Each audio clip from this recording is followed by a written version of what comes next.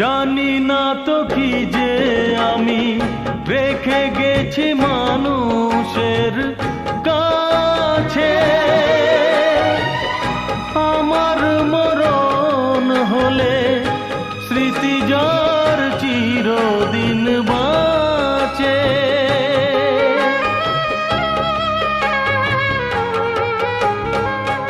জানি না তো কি যে আমি রেখে গেছি মানুষের